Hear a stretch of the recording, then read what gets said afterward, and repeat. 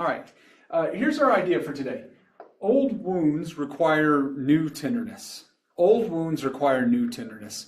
So let me tell you where this is coming from. Fairly consistent theme of seeing a couple talking about something, and somewhere in the middle of the dialogue, there'll be, usually it's a small, let me say that differently.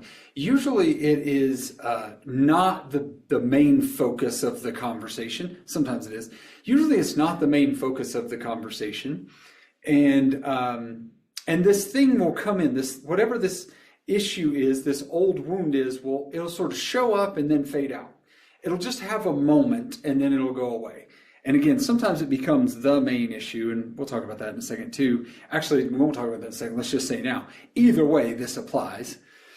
But it's something old, and there's a wound, and there's some pain associated with it in the story. Maybe we're talking about something to do with empathy, and empathy specifically around, a wife caring for her sick mother, and we're having a conversation about that. Husband and wife are dialoguing about that, and somewhere in the middle of that conversation, something is said like, yeah, it's, kind of like when we were 22 and da da da da da da. Yeah, and then they keep on moving, and it's like, whoa, hold on a second. There was a little comment made. It wasn't the overall big picture. There was just a little comment made, and it was indicative of an old wound. It's indicative of a place where there's old pain. There's like some residue from that, right? Maybe we're talking about lying, and that's like the big focus is, why do you lie? Why do you not tell the truth until I ask, or until I ask enough questions or the right questions? That whole thing happens. And somewhere in the middle of talking, a wife's talking about lies and telling the truth, she's like, it's been this way, and it's been this way for years, and it's anytime there's been any kind of acting out, and then she says something to the effect of, it just feels a lot like 2004 whenever you invested that money and I didn't know it. Back to lying today. Hi, y'all. Sorry for the interruption. Hey, if these videos are helpful to you, I hope that you'll like and subscribe. And if you want more content like this, as well as live teaching calls with our team, hope that you'll check out the Worthy of Your Trust Academy. You'll find the link for that in the description. And now let's get back to the video. And it's like, okay, there's that little thing again. It wasn't the big picture. It was a small picture, but boy, it was there. It was a picture in a picture. How about that? But boy, it was there. So whether it's that little thing or this big thing, whether it's the small, out of focus, well, except for a second, or whether it's the big focus, there's an old wound that needs new tenderness. Okay. Obviously, new wounds or newly found out about wounds need tenderness. But my focus, my attention in this conversation is really on old wounds. Okay. And let me tell you also my motivation for this. There's missed mileage. There's missed mileage here for a lot of husbands who are trying to rebuild trust and sort of heal some of the betrayal, and as well as like the relational betrayal, not just the sexual betrayal. There's missed mileage in these little things, the out of focus things, if you will, that come in real quick. There's a ton of missed mileage there. So let me talk you through this. Okay, here's where I'm going. Old wounds. We've got to ask ourselves the question, will you allow yourself to be moved by it again? Or maybe for the first time.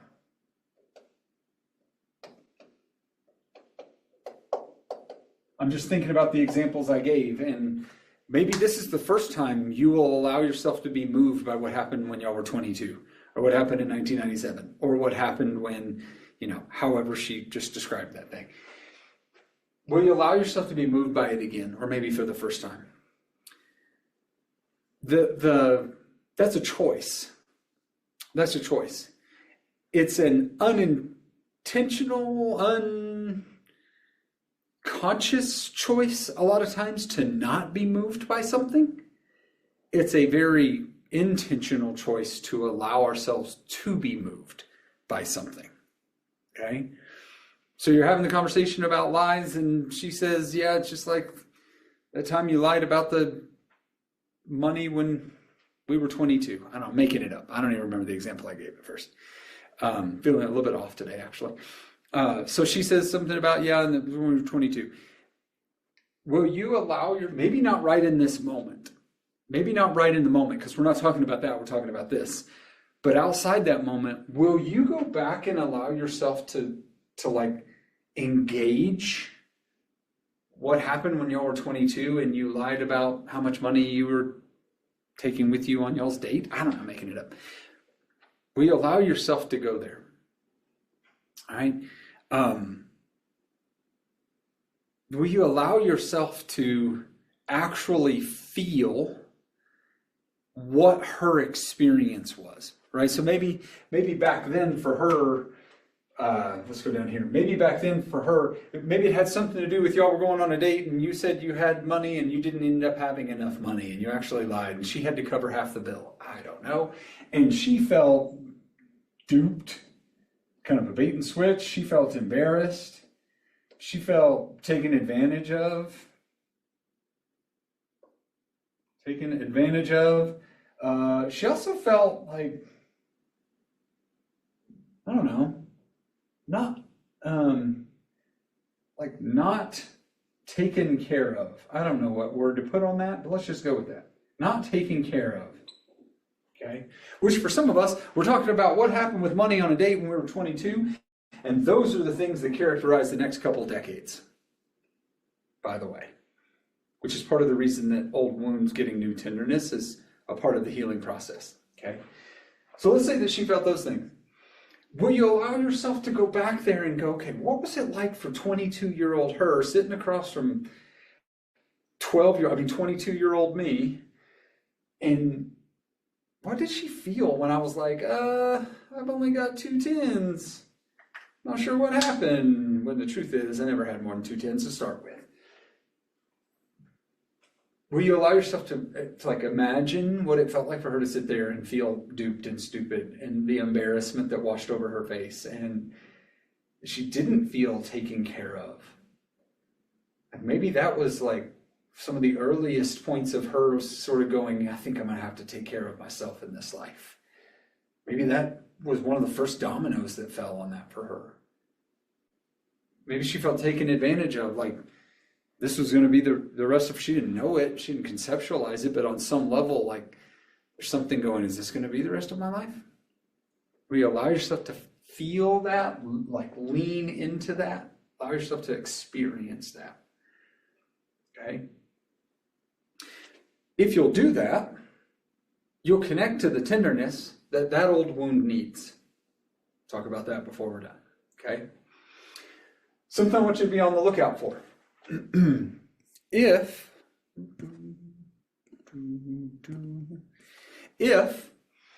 what you experience when she says that, or you think about that, like let's say she says it and then outside the moment you start to think about it. If what you feel is exasperated, these are a great alliteration right here.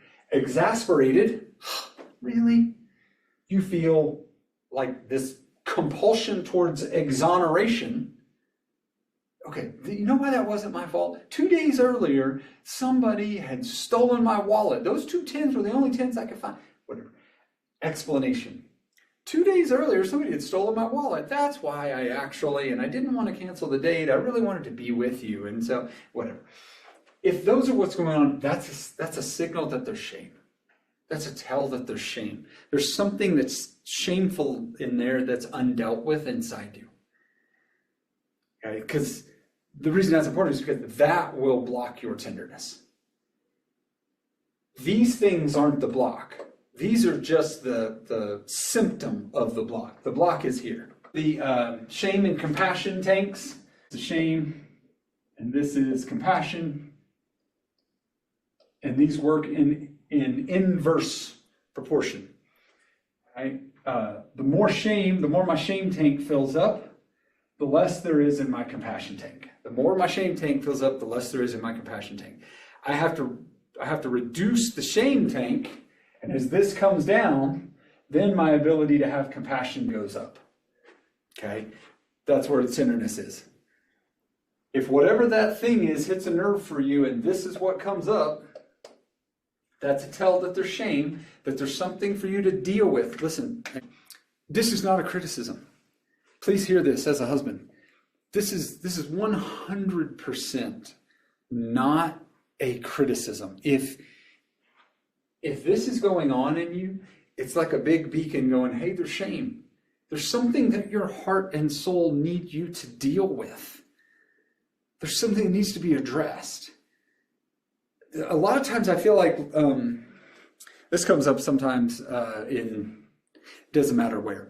Sometimes I feel like when it comes to a husband dealing with his shame, it almost gets categorized in this like, what are you trying to say, Jason?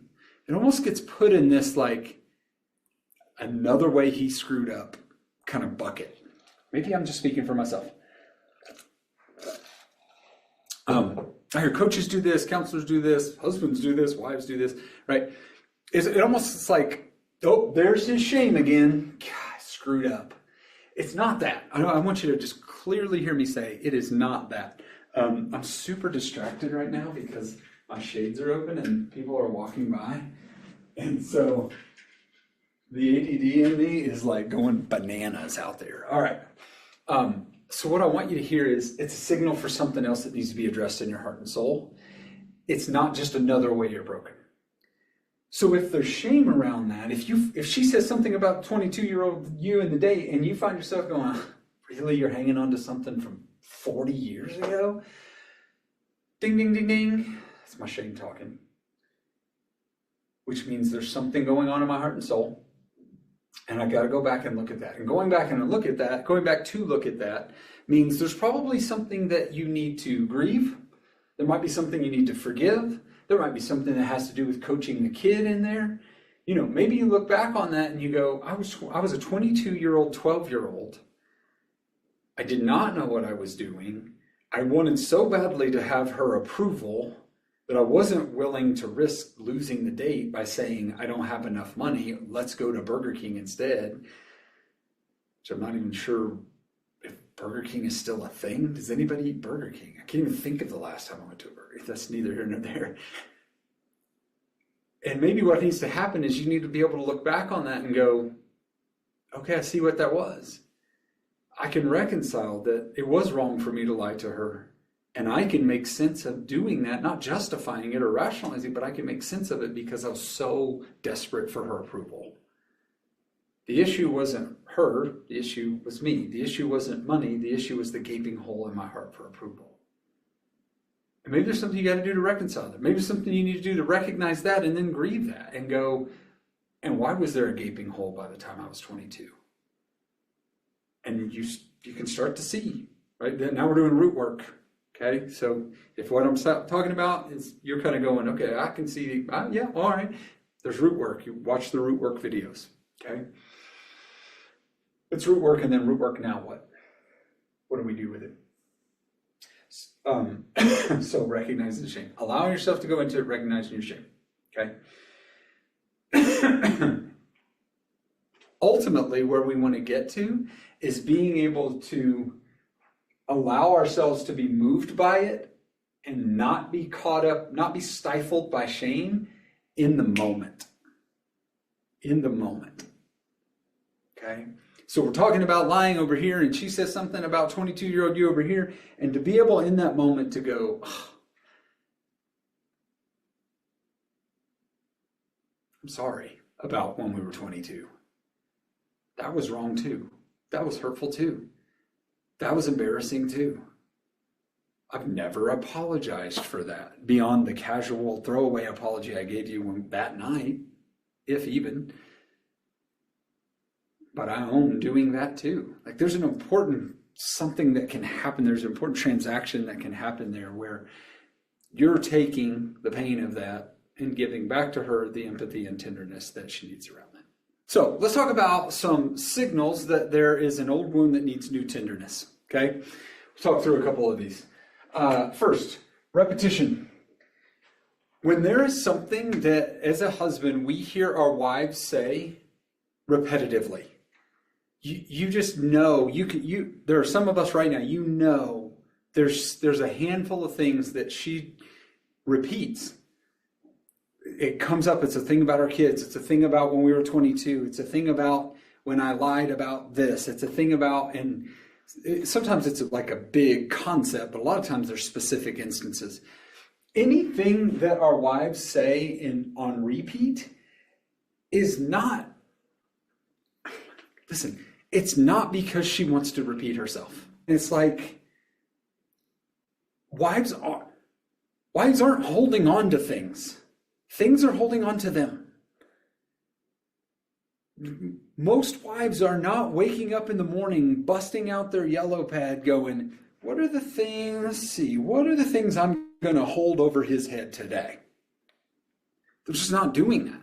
What's the thing I'm going to say for the 97th time today to make sure he really can't forget? Wives aren't doing that. They wake up and there it is. Whatever the thing is, right there it is. It just hits. Well, it's 3 o'clock in the afternoon. What's 3 o'clock have to do with anything? Nothing. It just hits.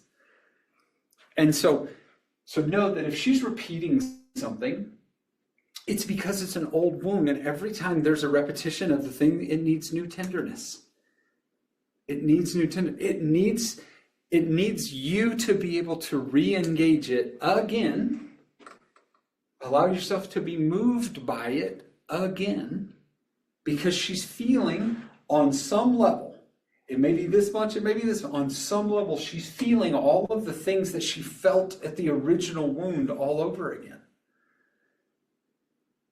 Okay? So that's a tell. That's a tell. And listen, a little bit of a coaching for wives. This can get messy. Okay? So a little bit of coaching for wives.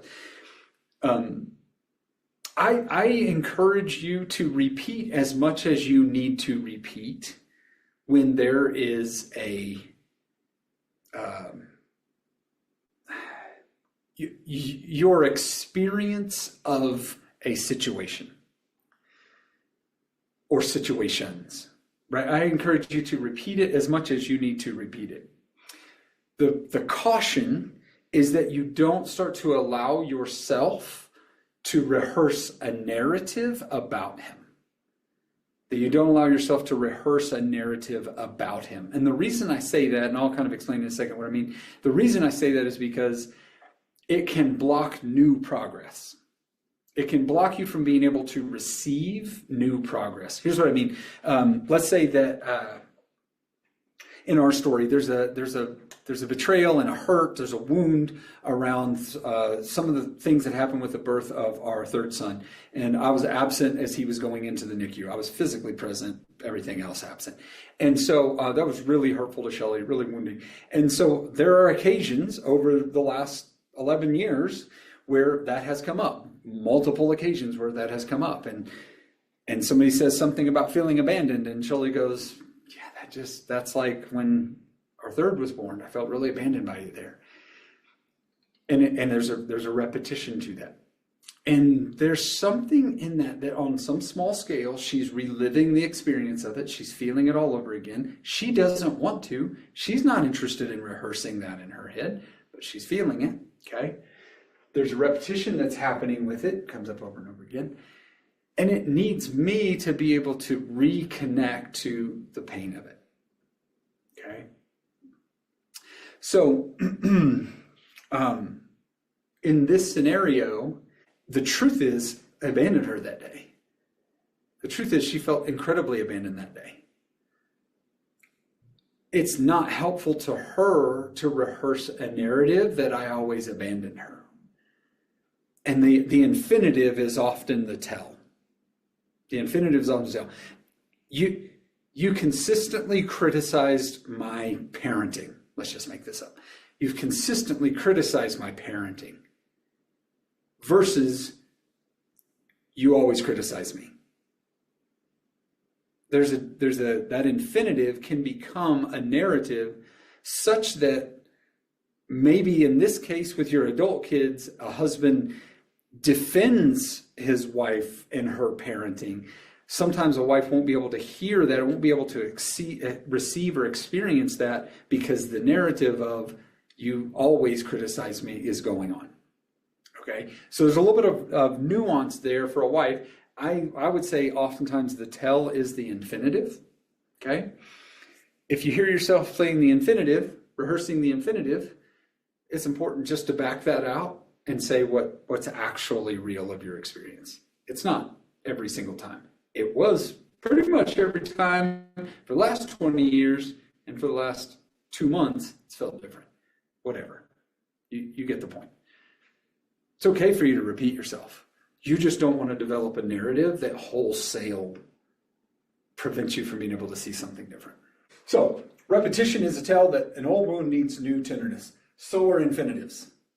So you just heard me say to wives, hey, be careful about the infinitives when it comes to this kind of thing. As a husband, if you hear the infinitive, you hear her say, you never or you always, that's a tell. Don't correct the infinitive. This is our tendency, right? It's like, but look, I know I did that for 2 decades, but last week I did it completely different. And as husbands, we sort of take it as like, you're just ignoring progress. You're like shooting down that I'm trying. You're missing, and even well-meaning. We're like, I don't even care if I get credit. I just want you to be able to say for yourself that it's something different. You can't do that. It'll only make things worse. I'm going to get over into this category before you know it. Infinitives are just to tell that there's new tenor. By the way, reminder, I'll blow my top. Whenever this stuff is going on, something that's coming up in infinitives, remember that underneath that, at its deepest layer, there's fear. For wives, there's fear. Fear that I'm going to feel all these things again, feel all that way again, feel that I'm going to get taken advantage of, betrayed, blah, blah, blah. There's all underneath that is fear. And what we got to remember when it comes to what we're talking about is facts don't fix fear. Facts don't fix fear. God, I hear this in freaking marriage counseling stuff. And it just kills me. It's like, facts aren't feelings and feelings aren't facts. And I got another F word that can go in there too. When our wives are feeling fear, and us as husbands too, facts don't fix fear. Love does. As husbands, we got to remember when she's scared, talking her out of it isn't the answer. When she's going through another iteration, it's the 197th time that she said, you always criticize me in front of the kids. You know what? I've done that 1,000 times. But last week I didn't, and that's the facts. Will not help the fear. What will help the fear is love in the form of tenderness. And listen, some husbands get way wrapped around the axle on this with going like, so you're telling me I've got to admit to something I didn't do just so she'll feel better. It's not what I'm saying. What I'm saying is, why in that moment do you have to set the record straight?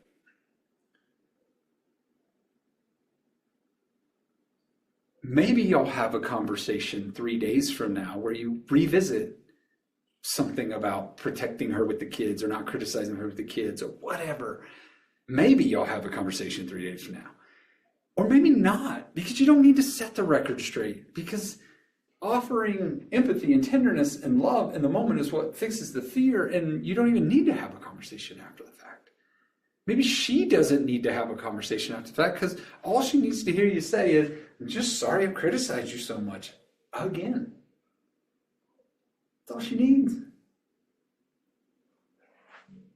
Can you allow yourself to be moved by it again? Reminders out of the blue. This is a signal. Old wound, new tenderness, right? This is last week. We're sitting in my house. We're sitting around the kitchen table. My oldest son is he's logged on to this online forum thing where he's trying to get some work, right? So he's trying to do yard work this summer and pull weeds and stuff like that. And so he locks in this job. He's like, hey, y'all, I'm going to be leaving tomorrow at 8:30 because I'm going to go and get this job. And Shelley was like, oh, where is it? And he was like, oh, it's right over, right down the street. And she's like, oh, in the neighborhood? Oh, who is it? I might know them. And he's like, I don't know. Her first name is blank. Turns out to be the first name of my primary affair partner. Right, so here we are 20 years later, And he goes, oh yeah, it's da-da-da.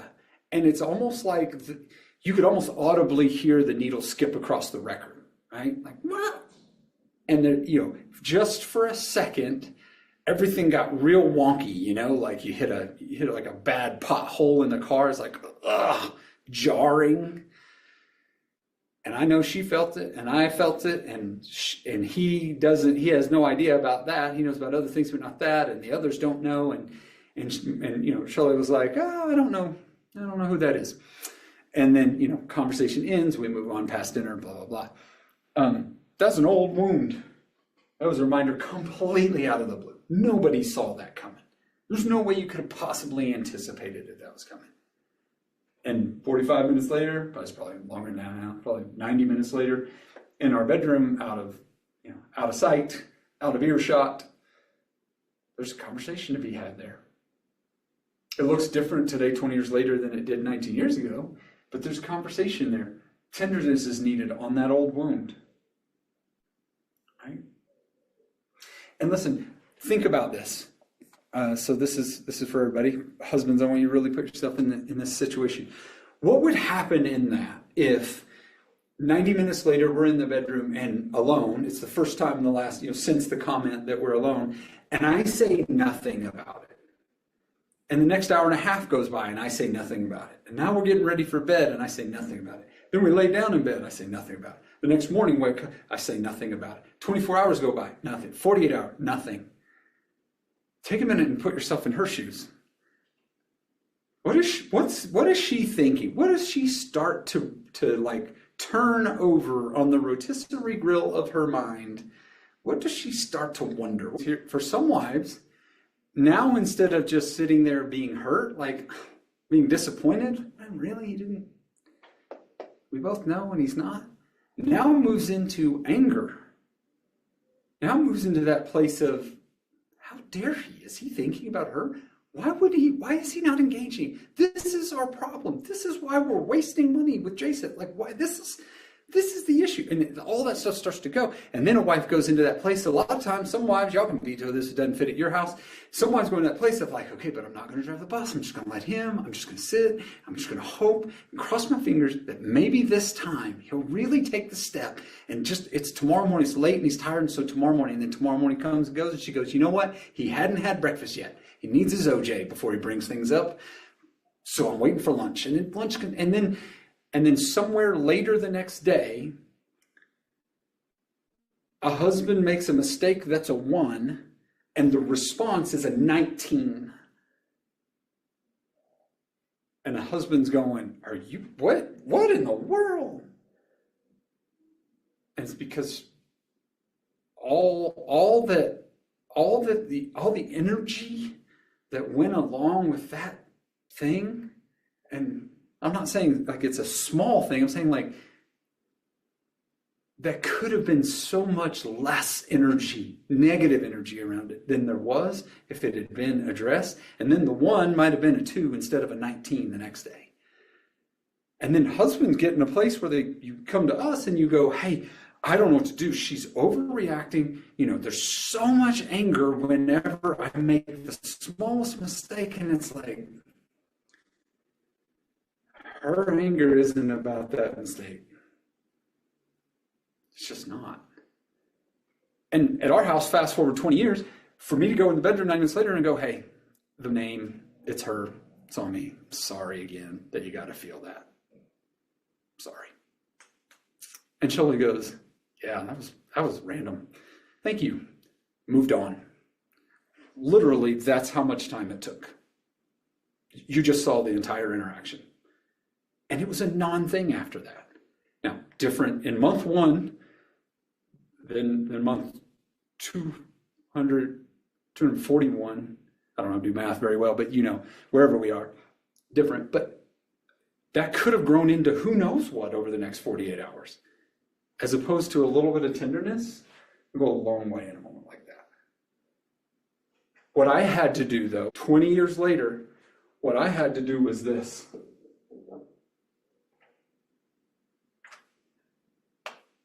I had to make a choice to be moved by that comment again.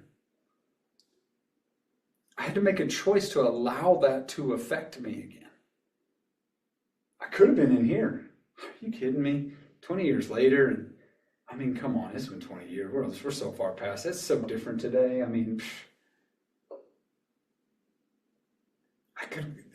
it's a choice to go there, okay?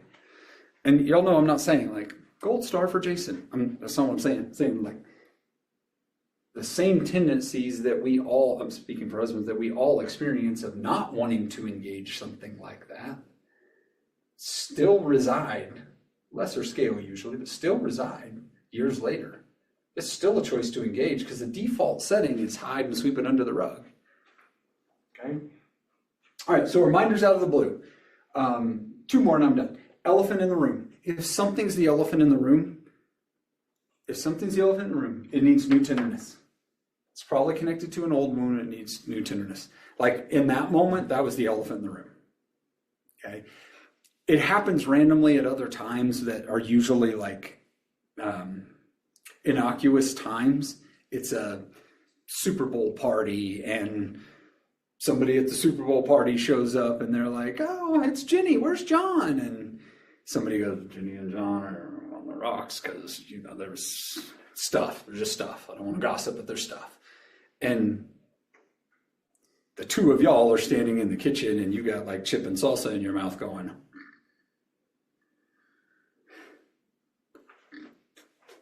right? And that you just want to like have your chips and salsa and walk off. It's the elephant in the room. You know it. She knows it. Who knows if the other people know it, but you know it. Old wound, new tenderness. Right? Maybe it doesn't have to do with infidelity, right? Maybe it doesn't have to do with negative. Let me say that differently. Maybe it doesn't have to do with even you as a husband being the culprit. Maybe it has nothing to do with that. And it's not something that was an injury per se. Here's what I mean. Maybe your wife lost her dad 6 years ago. And you're at the Super Bowl party or whatever's coming up. I don't know, it's summer. You're at a barbecue in the neighborhood and somebody's standing there and somebody's obviously down and somebody at the table says, hey, what's up with John over there and Jenny over there? And they say, oh yeah, his dad just passed away. And you're like, oh, I hate that for him. Elephant in the room. Elephant in the room. The death of his father, her father, connects to the death of your father-in-law. There's a wound there. There's a 6-year-old wound there. A little bit of tenderness will go a long way on that. You had nothing to do with that. You had nothing, there's no injury. Okay? Maybe the thing that she repeats is, just miss my dad. It's just hard with dad being gone. And you've heard her say it 900 times. And the 991st time, just need some more tenderness. Okay? All right, last one. Your own empathy work. And this is the best one. That you were sitting on your lunch hour in your car with your journal going, next week is the 6-year anniversary of her dad's passing. I wonder how she's feeling. Wonder what she's thinking. She's probably missing him. She feels sad. She feels grief. She's probably thinking through. Now I'm in quadrants, right? What's going on in her heart? What's going on in her mind? She's replaying some of the sweet days, the sweet memories. She's replaying how hard it was when he was in memory care. She's replaying the things that she did as a caregiver and how she couldn't support her mom and wanted to so badly. And we were in the middle of all of our stuff. And that was a handicap for her to be able to support her mom more and better. And where is that spiritually? Well, she's just thankful because her dad's gone to be with the Lord. And physically, it took a toll on her. Her dad's passing was really hard on her physical health. And now you walk through that, and then you get an opportunity to call her and go, hey, well, she didn't answer. Hey, honey, whatever your name of her is, just sitting here thinking next week's the passing of your dad's anniversary. Dad's passing the anniversary. I know that was really hard. It took a toll on you, and you couldn't be who you need to be for your mom because I had handicapped us with all stuff I've done to us, and I'm sorry again. And just want you to know I care. And there are wives who are going, that'd be nice, but that's not a real issue. There are other wives on the call who are going, that would mean the world to me. to know that you're actually spending a lunch hour thinking about what's going on in my world? Because that feels like the antithesis of the way you used to live. Okay. So your own empathy work, that being the catalyst for you to engage tenderness around one of these old wounds, is really, really meaningful most of the time. Okay. And when I think engagement, by the way, when I think engagement, I'm thinking like, here we go with some more alliteration, right? I'm thinking like engagement, meaning I'm the catalyst on the conversation. I'm stepping into, hey, here's the thing. Here's the topic. Here, I'm bringing it up. It came up and I'm addressing it. I'm not just waiting for it. You know, there's engagement, there's earnestness. I'm just going to call that earnestness. When I think earnestness, I just think sincerity, intentionality. There's a deliberateness and a sincerity that you're bringing to that conversation. It's not flippant or casual, if you will. Okay. Empathy. Okay.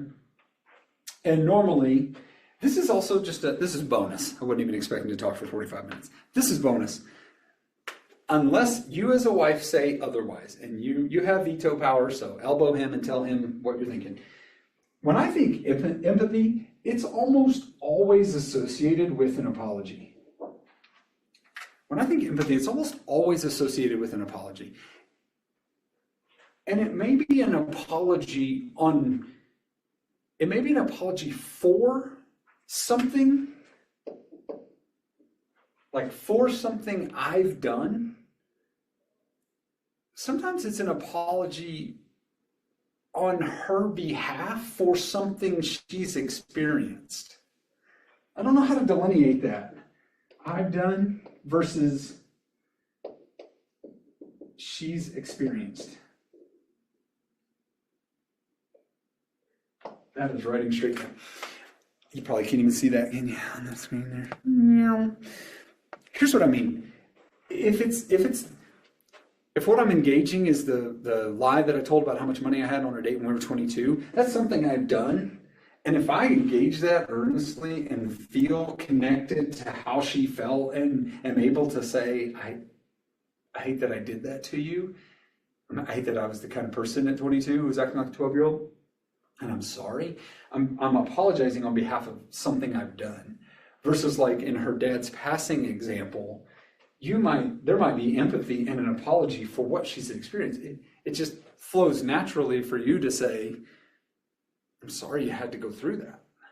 I hate that you had to go through that. So I feel like that apology is kind of part and parcel of empathy. I give the caveat and qualifier a minute ago because some wives go, don't give me hollow words. Don't give me empty apologies. Right? So if you've worn out, I'm sorry because you've used it in a flippant way or in a way that's more like damage control rather than empathy, then it might not always be associated. Okay, so wrapping this up.